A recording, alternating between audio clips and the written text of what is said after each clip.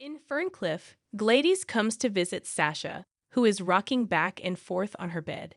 Gladys asks Nurse Janice what is going on. Janice says she's going through withdrawal, and someone has been slipping her drugs. Gladys talks to Sasha and gets her to recognize her. Sasha doesn't understand why this is happening, says everything hurts, and she asks if Brando is coming. Gladys reminds her they lost Brando. Sasha keeps crying that she needs Brando, and everything hurts. Dr. Montague enters, and Gladys asks what he's done to Sasha. She wants her out of this place. Dr. Montague says if she leaves, then she'll go to prison. Gladys wants this to stop, so he says he can make that happen for $50,000.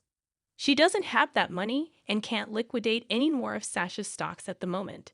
Dr. Montague says until he gets paid, Sasha doesn't leave Ferncliff. Gladys leaves, and Dr. Montague tells Sasha he does sympathize with her. Sasha wonders where Gladys is, where she went. Dr. Montague says she went to save her, and for her sake, Gladys better come through. At the hospital, Stella runs into Nurse Danielle and reveals she's sticking around Port Charles for the time being to help her family. Stella then meets with a young woman whose mother was brought in and put on a ventilator. She asks if she can call anyone for her. Felicia watches from afar, and the young girl tells Stella that she only has her mom. Stella explains her job is to help her understand what is happening with her mom. Meanwhile, Dion tells Felicia how great Stella is as a patient advocate. Later, Stella fills the young girl in that her mother has a lung infection, which has caused it to collapse, but she's expected to make a full recovery. The girl cries and thanks Stella, and they hug. A nurse soon arrives to take the girl to see her mom.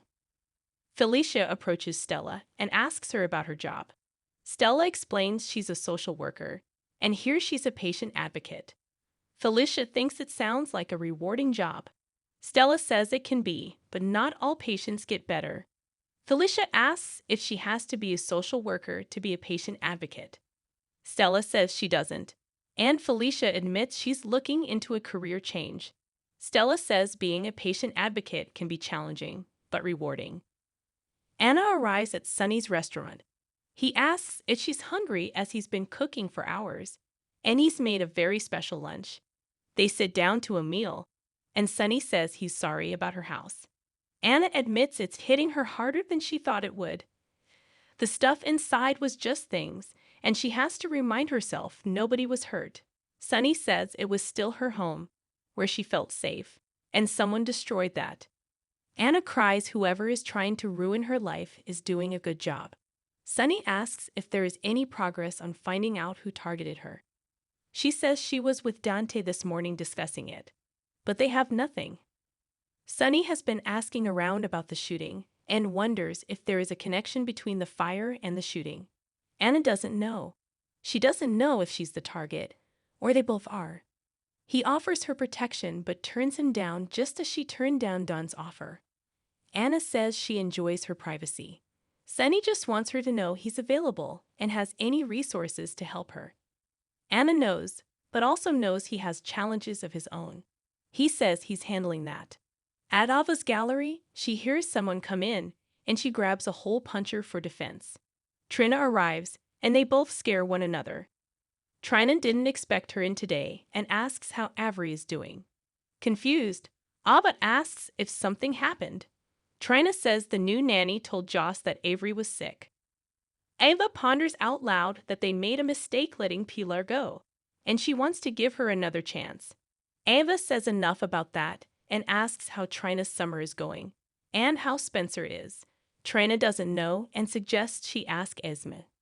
Trina says she doesn't blame Spencer, and she knows he can't take his eyes off Esme. Spencer arrives and listens in as Trina says she knows family stands by one another, and that's what Spencer is doing with his little brother. When Spencer enters, Ava gives them space and heads out. He asks Trina about the new exhibit, but she thinks they have better things to discuss, and they kiss. After the kiss, they open up to one another, and Trina admits she doesn't know how to support her mom or Curtis right now. Spencer says this is one battle her mom will have to fight on her own, and she will make sure Curtis gets the best care he needs. Spencer says all she can do is stand by her parents as family does. Trina asks about his family, and if when Laura and Kevin get back, if he'll still live there with Esma. Ava drops by Sunny's restaurant, and Anna is gone by then. She asks if he's closer to finding out who Mason's boss is. He says he's working on it and asks if he's doing her part.